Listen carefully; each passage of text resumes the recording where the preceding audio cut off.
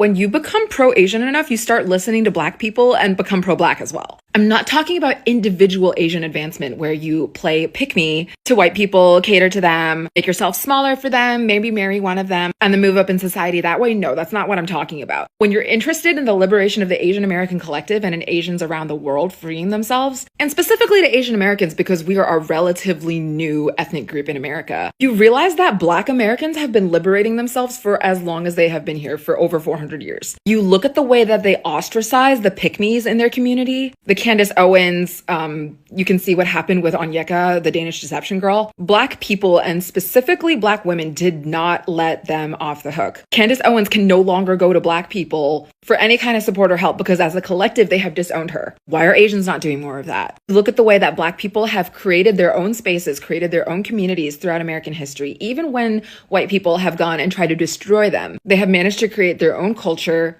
their own language. They're protective of those spaces. They embrace their ethnic features and hair texture instead of just doing whatever Karen is doing. And this, I'm talking generally. I'm not saying that every Black American is like this. I'm saying that a lot of them are, and that the general sentiment that I get from that community is that they are proud to be who they are. So if you're Asian and you're thinking, I want to be able to wear my qipao to school. I don't like it when people gentrify my food after making fun of it my entire childhood. I don't like being fetishized, and I will not marry someone who does that to me. When you start thinking this way, you just look right on over to Black people. And they've already had those thoughts. They've already done the same thing. You just do it in your own Asian flavor. And this doesn't even get into the fact that our liberation is all tangled up in each other. Like all the minorities in the US and in the world, overthrowing white supremacy is like a collective effort. And Black people have been telling us this since we got here. I'm just hoping that if I say it, then maybe you will listen. When you become pro-Asian... I'm mad at Asian Americans because why are we so smart but so silent? What's with the silence? I suspect that if we opened our mouths, we would side with Black people and other brown people as the real American heroes. Yeah, we're brown, not white. But this would disrupt the white supremacy brainwash we're caught in. And deep down, we hate ourselves for siding with whiteness. We know they're wrong. Our silence is the sound of us hating ourselves. But that's the Squid Game trap that they set for us, an Asian American matrix that messes with our reality. And it's all based on hating Black people. You know, the ones we're all secretly trying to copy, even the white peoples. White supremacy isn't smart, but it's tricky like that.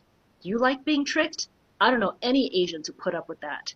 We gotta decolonize ourselves and find Asian joy. Therein lies our voice. Grand Rising Kings and Queens, welcome back to my YouTube commentary. Thank you so much for being here. Now, there is something that I've seen on the internet, and I'm very happy because Asian Americans have stopped chasing white approval. You know, white approval, a lot of communities have been chasing white approval. For example, Africans, when they go in Europe, when they go abroad, or when they go in America, they first want to be on the line with white people, you know, seeking white approval, because white people or the white systems tells them that if you come here, put your head low, go by the law, don't talk to anybody, respect the law, just work hard and everything will be okay. Even if there is some misunderstanding, you know, there is some issues that are going on, they are being told you don't need to talk, just keep quiet. But right now, I've come across videos where Asians are now approving Black power, where Asians are now talking about Black power, and they understand.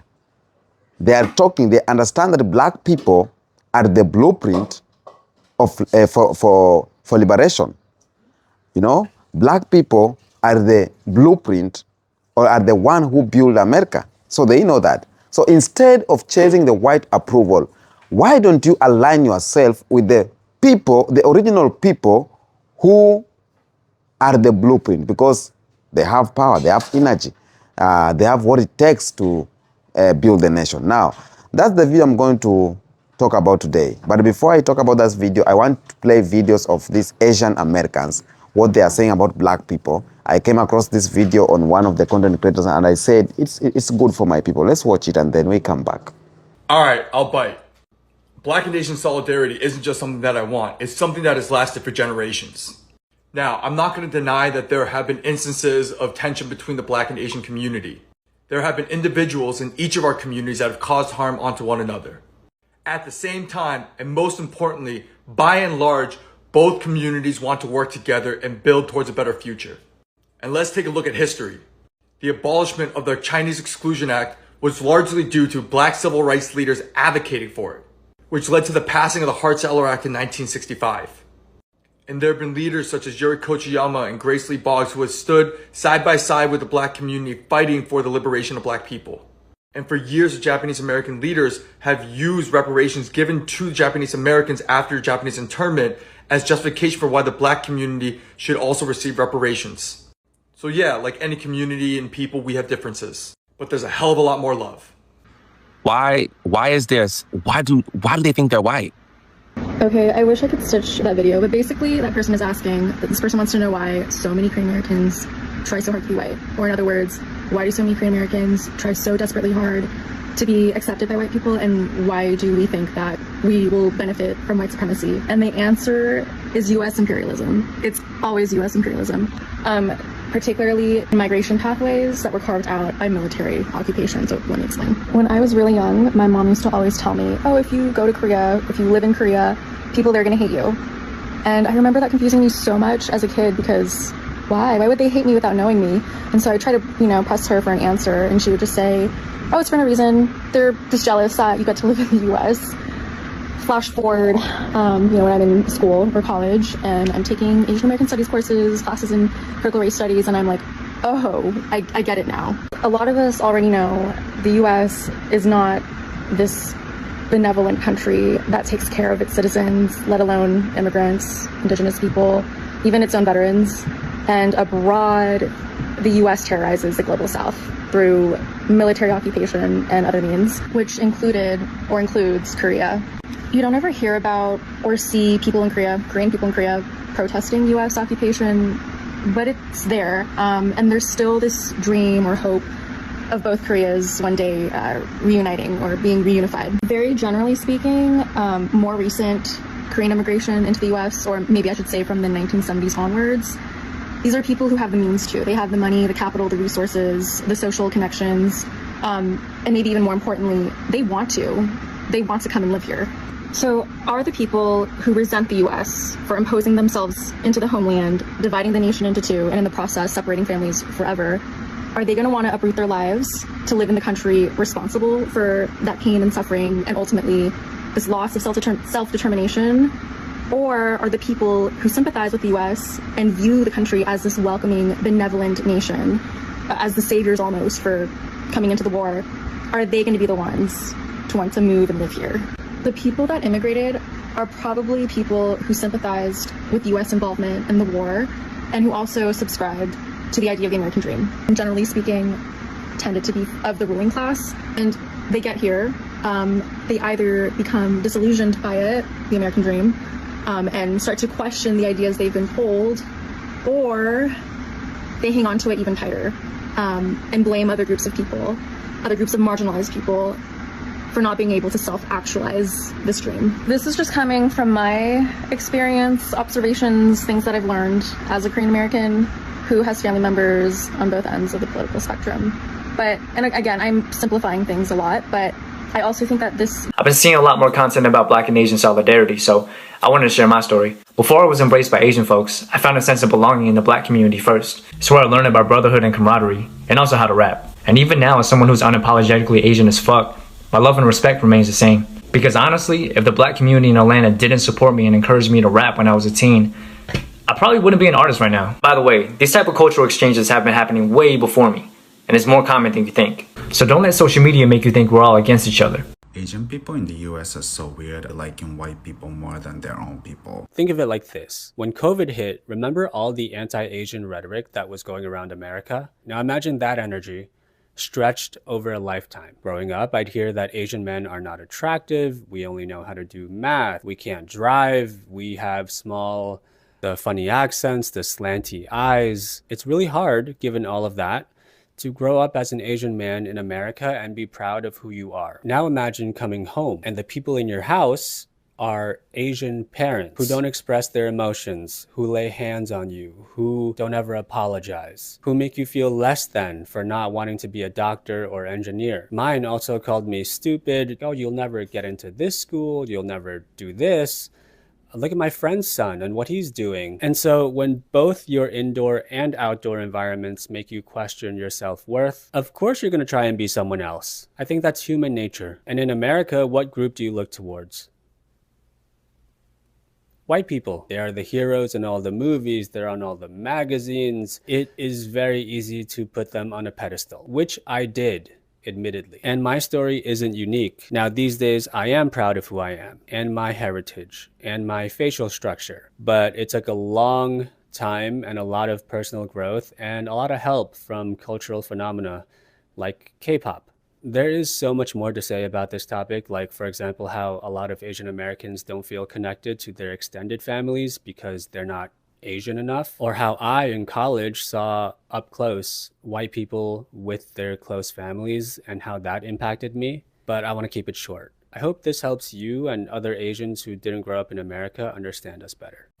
So, unlike this platform, on Threads, you can kind of tell who I am, especially if you click on my profile picture, but it's not super obvious.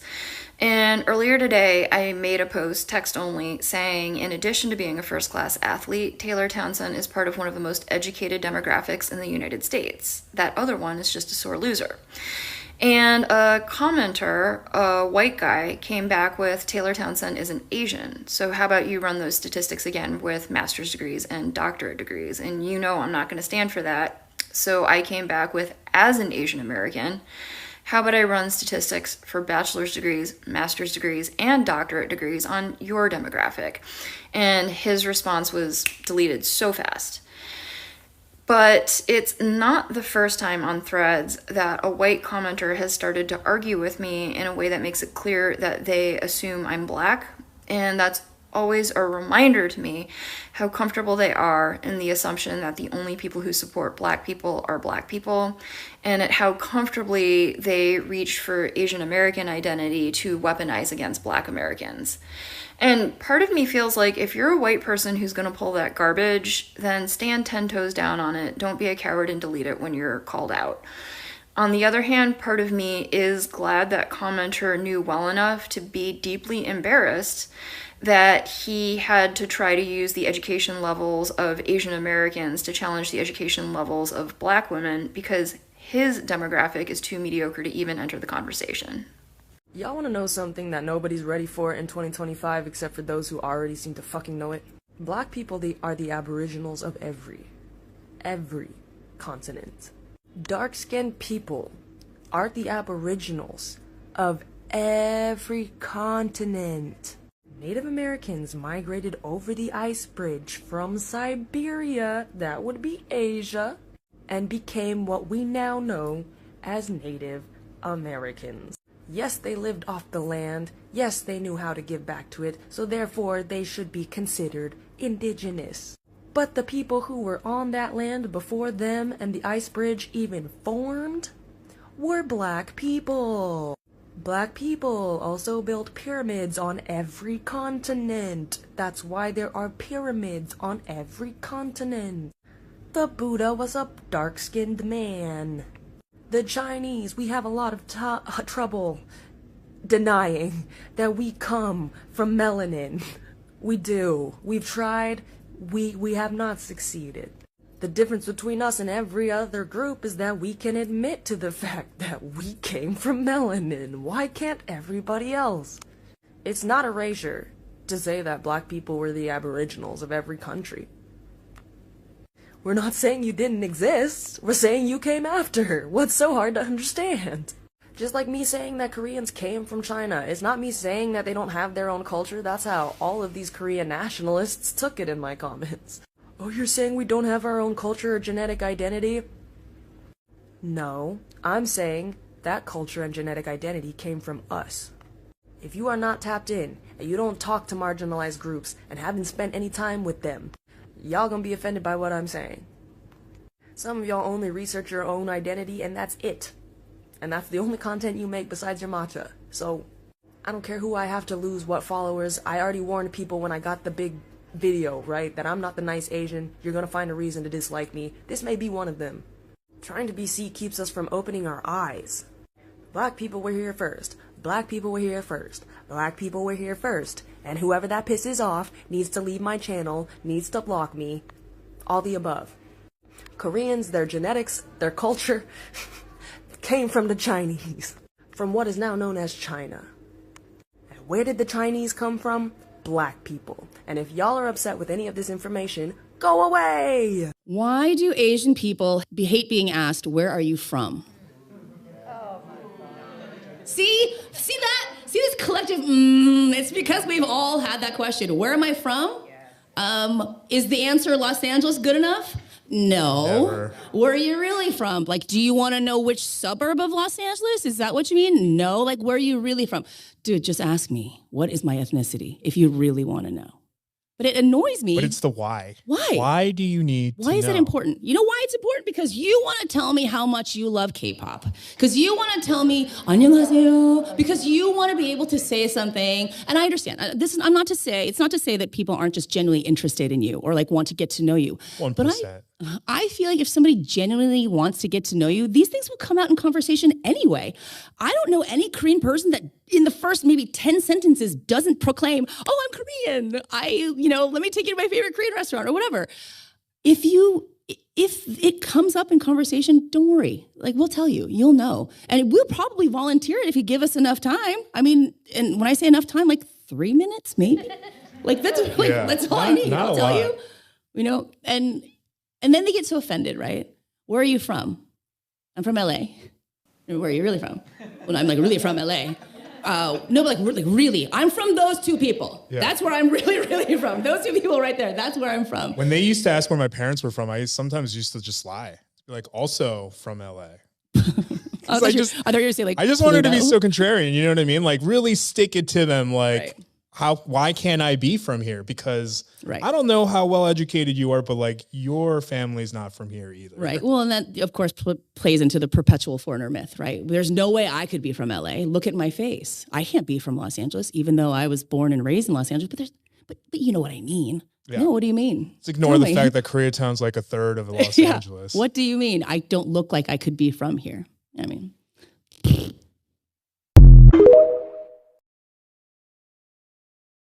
So I'm gonna rant a little about Asians who want to be white so bad. I was having a conversation with someone the other day and she went to a gathering, right? These people are Asian, right? But there are two white guys. Someone brought the Malona ice cream. The girl, who's Asian, goes, ew, is it an Asian ice cream? And then she'd make comments like, I wouldn't know because I don't have an Asian friend. She made another comment that said something like, this feels like a whole bunch of Asians playing with two super smart white guys, playing a word game, some shit like that. It's so cringe seeing Asian people try to cater to white people. Asian people act like proximity to whiteness makes them superior. You can literally feel the energy shift when someone has internalized racism. It's this weird mix of embarrassment, superiority, and I'm not like those other Asians vibes. And honestly, it's painful to watch. I've seen it so many times. Some Asians act like the second they get a white friend group, they level up in the social hierarchy. Suddenly, everything Asian is cringe or weird or low tier. You know what's the funniest part?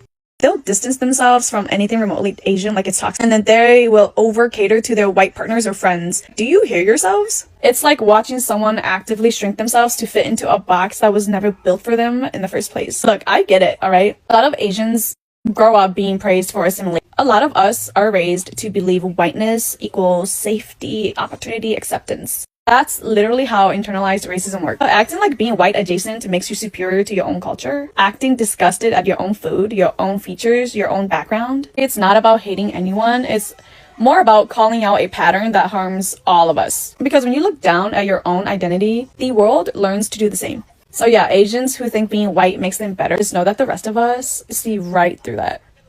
I'm gonna rant a little about As an Asian American millennial that grew up before BTS and before K-pop and K-dramas blew up, the world looked pretty different. I experienced my fair share of racism growing up and just in my day-to-day. I love that the world looks different. Asians are kind of seen as cool now. And Asian kids aren't gonna grow up with the same type of trauma that millennials and older generations grew up with being Asian in America, which I love, I'm so happy about.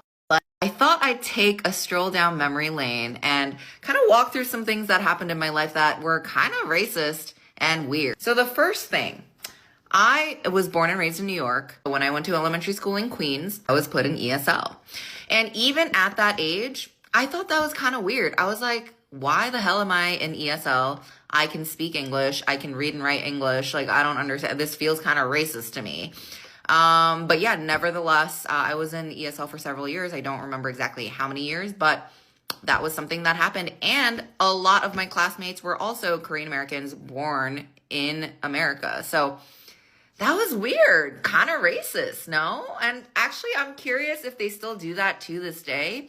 Let me know in the comments if you guys know. 2, this is something that kids used to do a lot. And, you know, I can't really fault kids because they're kids, so they don't really know better, I guess. Like, they don't know much. I didn't experience this personally because my name is Laura, so I did have an American name. But other people with, you know, Korean names or just like ethnic names, if someone's like, oh, my name is Jiyoung, you know, then they're like, oh, what's that in English? What's the American version of that name?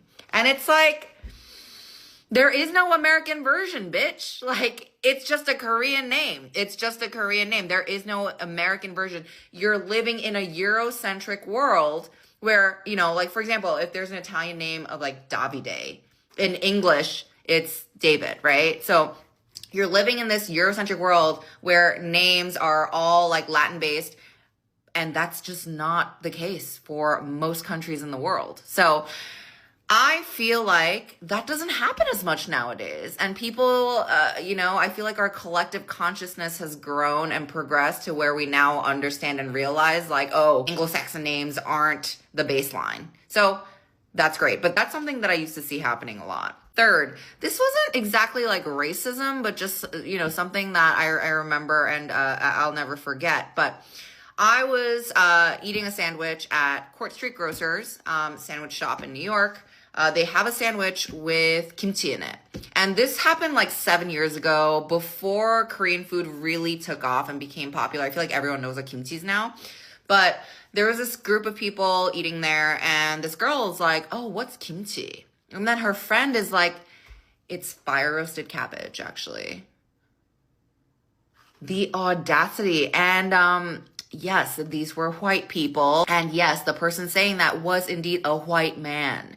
But I was just blown away by the audacity, the caucasity. I'm like, he didn't even say it with any shred or inkling of doubt. It wasn't like I think it's like fire roasted cabbage. He was very sure of himself, and he was like, it's fire roasted cabbage. I was, me being Korean, listening to this, I was shook. Next, of course, the classic, and this still happens to me to this day. Not as often, thankfully. The classic, where are you from? I'm from New York. No, where are you really from? I'm from New York. Okay, where are your parents from? Used to happen a lot more. It used to happen all the time, actually. But it doesn't happen as... I still get that question, though. I still get that question. But it doesn't happen as often. So I'm happy about that. Yay, progress. Just a little walk down memory lane. Let me know if you guys have any similar experiences or other experiences that you experienced growing up that, you know, you don't experience anymore, because we have experienced some progress in this world, which is great. As a kid, I didn't really learn about anti-Blackness at all, and it was only when I got older and I was looking into my own history as Asian Americans that I realized how much we gained from the African American civil rights movements. Our first leaders in the Asian American civil rights movement were heavily inspired by the Black Panthers. In fact, some of them were even members of the Black Panthers. This man here is Richard Aoki. He was one of 3 Japanese Americans who joined the Black Panthers. Especially in the 1960s and 70s, there were many Japanese Americans involved in civil rights activism, like Richard Aoki, I just mentioned, Yuri Kochiyama, Mike Tagawa, I believe, and part of that was from their experiences of internment. Even today, Japanese Americans remain one of the most progressive ethnicities of Asians in America. And I do want to reemphasize that you shouldn't have to get personal benefits from something in order to empathize with that cause, but I want to just really drive home how much Asian Americans have benefited from Black Americans. For instance, it might be hard to read this, but Langston Hughes is here speaking and criticizing the use of the atomic bomb. he basically believes that it would not be used against white countries. Now, obviously, the atomic bomb has not been used again since it was dropped on Nagasaki, but he had valid reasons to fear that. I mean, General Douglas MacArthur was very much of the mind that we should just nuke Korea off the map, and that would solve the communist fear during the Korean War. And Martin Luther King, in his 1967 address, I believe, in this address, he spoke to recognize the horrors and the tragedies that Vietnamese people had to face during the Vietnam War. Malcolm X, friends with Yuri Kochiyama, was also an advocate against the use of nuclear weapons in Cold War Asia. I'm not trying to say this in order to diminish any racism that and prejudices that the Asian American and African American community have had against each other throughout centuries. But what I am saying is that we ultimately have a common struggle and cause against white imperialism, and that trying to constantly blame one side or the other and buy into white supremacist ideas is harmful to everyone. This page is from the Nadia Kim's book Imperial Subjects, and she speaks about how even Korean soldiers and civilians noticed the difference in treatment that white soldiers and black soldiers received. And additionally, they showed that they felt a little more companionship and fraternity with black Americans than with white Americans based on similar experiences of oppression. And some people are going to accuse me of cherry picking, and I do agree. I am picking out examples that support my idea that Black people and Asians can be allies for each other. There's been plenty of examples of crimes against both sides by either party, but I don't think that that ultimately should be what we allow to characterize our community's relationships with each other. And especially as an Asian American, I've firsthand benefited from a lot of Black movements. I mean, when I was a child, I grew up in a predominantly white space, and I would be a little distant from other children of color because I was worried about becoming a bigger target for harassment and racism that I faced a lot. And as I got older, I went to a high school that was, 51% Black. It was very diverse, and that's where I first learned to really love and accept myself. And it was because oftentimes owed to these friendships I'd formed with Black women. And as somebody who is dating a Black woman, I feel like it's my duty. Like I've been her friend for years before we were dating. And I think I do need to learn more about my partner's community in order to be a better support for them. And I think that too many of us don't really consume content outside of our specific niches, or we only want to learn about things that we find directly applicable to ourselves. But at the end of the day, we're all connected, and I think learning about each other can really never be a bad thing. Because I am only human, there are some subjects that I generally won't make videos about just because I've received a lot of hateful comments in the past for trying to bring that to light. But I do want to still try to encourage education and discourse. So I think in the next video, I'm going to make about why there's a lot of Asian-owned businesses in Black neighborhoods and other histories that I think are applicable to our daily lives. But I do apologize if I don't address something that people might want me to. Just because in the past I have had to private videos because I was taking a toll. Welcome back. Now, the truth is, when an Asian American become pro-Asian enough, they eventually become pro-Black. Okay? I will repeat. When an Asian American become pro-Asian enough, they eventually become pro-Black. Why? Because liberation is not a solo journey. Liberation, it is an historical blueprint, and Black Americans built the blueprint in the United States piece by piece. They built generation by generation for over 400 years. Okay, so when Asian Americans start saying that I don't want to be a pick me white validation, I don't want to shrink myself to make white people comfortable, I want my culture respected, I want my true identity honored. I want collective freedom for my people. That's when, they discover something powerful. They have discovered that black people have been saying the exact same thing for centuries. Black people have been so much vocal, going outside, marching on the street, fighting for the civil rights, fighting for the voter suppression, fighting for everything they can just to liberate themselves. So, Asian, they didn't just say it. Like black people, they didn't just say it, just talking on social media or just talking on a community level, but they went out, organized, they have lived the liberation, they have protected it, they have built the culture on it, they have built movements on it. Okay? As just like Professor Robin DG said, because Professor Robin is one of the greatest black historians alive, he said that black freedom movement have inspired every freedom movement on the globe, okay? And that includes Asian liberation too.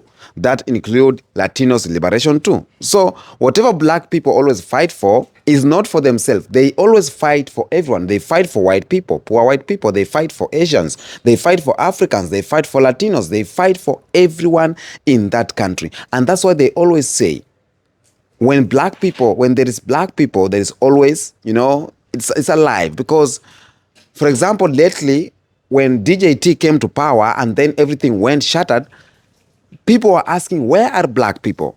Where are black people? When ICE were going door to door, taking out Latinos, they were asking, why are black people quiet? Because they don't have energy to go out and talk about these things. It's only the chosen people. It's only the people with energy. It's only the original people who can change the fate of what's going on. And that's why Asian Americans have realized that, you know what?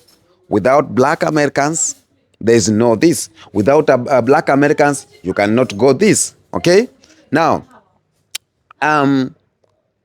one thing for sure, you cannot talk about liberation in the United States without talking about black people. They know that. DJT knows that. Each and everyone knows that. White people knows that. You cannot talk about liberation in the United States without talking about black people. Okay? Asian America are relatively young ethnic group in America. And they are the largest Asian migrations began. The largest Asian migration began in 1800s and surged after 1965, if I'm not wrong. But black people have been in America since 1600s. And from the first moment they stepped onto American soil, they were resisting. Okay? They were resisting, not just physically. They were resisting spiritually, culturally, mentally, legally, politically, name all of them. And for 400 years, black Americans were forced into frontline of the fight against oppression because the system targeted the most. The system targeted black people the most. Okay? And the reason why they targeted black people the most, I told you the other day, a lion is caged because it's a lion. So the reason why black people were targeted the most is because they are powerful. If you could go back to what Angela Davis said back then, that black people have always been the vanguard of democratic struggle in America. Okay? What does that mean? It means every time or every right other minorities enjoy today, every law that minorities, other marginalized group enjoys today, Asian, Latinos, Middle Easterners, even poor white people, whatever they enjoy today exists because black people push the door open. Asian Americans who study liberation eventually realize that they are walking paths, and black people carved these paths with blood. They carved these paths with fire and intelligence. Okay? And black Americans are the only group that fully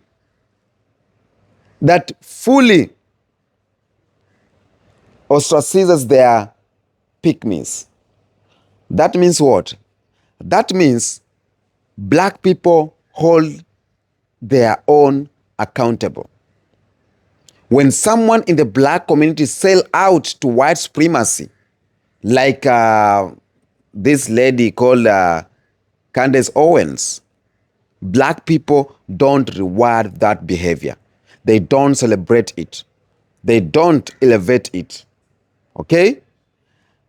Candace Owens, for example, cannot walk back into a black community for credibility because she cannot ask for protection. She cannot ask for backup. She cannot be seen as a representative of black people. Why? Because black Americans understand something Asian communities are still learning. A pygmy is a threat to collective survival. Okay? A pygmy is a threat to collective survival. And social theorist, his name is, I think is a professor, Fanon France. He wrote about, there's something he wrote in a black skin book, the white mask. And he explained how oppressed people sometimes try to perform whiteness, hoping to gain acceptance. Like even here in Africa, oppressed people try to, to perform like, okay, or poor people try to perform richness just to get approval of something. Okay? But Fanon warned this, and he said, the oppressed who imitate the oppressor become tools of their own oppression. Okay? And black American learned lesson early and they enforce it strictly. Asian American who seek collective liberation eventually realize they need to do the same. And one thing Asian liberation activities always point out is how black people build cultural independence. Black Americans created their own neighborhood. Black Americans created their own economic systems. They created their own beauty standards. They created their own social normality. Okay? And they didn't wait for permission. Even when white supremacy banned entirely black towns like Rosewood, Tulsa, and the others, black people rebuilt it again and again. They didn't sit somewhere at the corner and start crying, And historian Dr. Cloud Anderson reminds us that black Americans build their own cities multiple times. And they can do it again and again and again. And that's why Africans or black people around the world, Africans, black Americans, Caribbeans, they keep on rising again and again and again. They keep on rising each time. We don't sit somewhere at the corner crying. We just create another thing and another thing. Meanwhile, Asian Americans often face the problems of assimilation pressure. They are encouraged to erase themselves, to Americanize everything. But when they look at black people, they see a group that refuses to erase itself and become global influential because of it. Okay? Now, let me talk about protecting ethnic features. Black people always lead the way. Black people lead the way. And Asian America, they talk openly. They talk openly how white supremacy pressures them to change their eyes. How white supremacy pressures them to change their hair, to lighten their skin, to alter their names, to hide their accents. Okay? But when they look at black people, something becomes clear. Black people embraced what they were told to hide. Black people turned natural hair into a political statement. Black culture turned Afrocentric beauty into global beauty. Black identity became powerful, protected, celebrated, and exported worldwide. Asian Americans who want to love themselves, truly love themselves, they learn from black people. Because if you don't love from black people, you will not love yourself. Because if you copy the white supremacist, you will want to behave like white people, Like you are not here, you don't have your accent, you want to Americanize yourself. Like, how are you doing, my people? I come all the way from Africa. Why are you hiding your accent? You talk as you talk. Like, If you are from Africa, you are from Kenya, from a Luya community, just say, you just be open and don't hide your identity. Just to love yourself, to embrace yourself, to be your own self. And let me tell you something, fact. If you try to Americanize yourself, or if you try to be like somebody else, even the favors and everything, you will be waiting for their approval. That's the reality. Okay? Now, when you walk through American history carefully, you will see something stunning, that black culture is not just entertainment. It is political resistance. And every game black people created, like jazz, blues, name them, all of those, was born out of struggle and turned into global influence. And white supremacy tried to erase them. Instead, they become universal. When you try to hit black people, they grow bigger, And James Baldwin said this, that the world owes black people for the music they created while surviving hell. Some of the music were created while they are in the plantation lands, Like, I get it. When enslaved black people were on the plantation, when they were whipped, when they cried out with the tones that created music. So the music that we celebrate today, the music that America celebrated today, the music that people try to copy today, is because it comes out of the sweat, blood, and fire of black people. So the Asian knows this. To preserve Asian culture in America, you must study how black people preserved theirs under even harder conditions. Okay? Now, Asian Americans are now realizing that black people saw white supremacists first, so they need to learn from them. That is reality. If I come here and I get you, you are staying here for so long, you need to respect me, study from me. Let me show me ways, you some ways, And that's why I will say, show me your ways. Show me your ways. That means that show me how you did it. Show me how you are passing these Panya routes, Show me how you are surviving in this lens. Okay? Now, let's be honest here. Asian Americans did not experience white supremacy at the same depth as black Americans did. They did experience it from Chinese exclusion, okay? Or to Japanese internment. But black people for 400 years, they have been experiencing it. So when Asian Americans begin studying liberation deeply, they realize that black people already mapped out every tactic white supremacy uses. Okay? Before Asians even stepped in America in large numbers, black people decoded white manipulation. Black people decoded white panic, white fragility, the weaponization of beauty, and etc., etc. Okay? Now, again, Asian Americans who study liberation all end up saying the same thing. Listen to me here. Okay? An Asian American thinker who truly is studying liberation end up saying the same thing. If you really care about freeing Asian, you eventually become pro-black. Because of what? Because black people have the longest liberation struggle. Black people have the clearest political analysis. Black people have the most developed identity systems. Black people have the most global cultural power. And Asian liberation is not separate from black liberation. It grows from the same soil. Okay?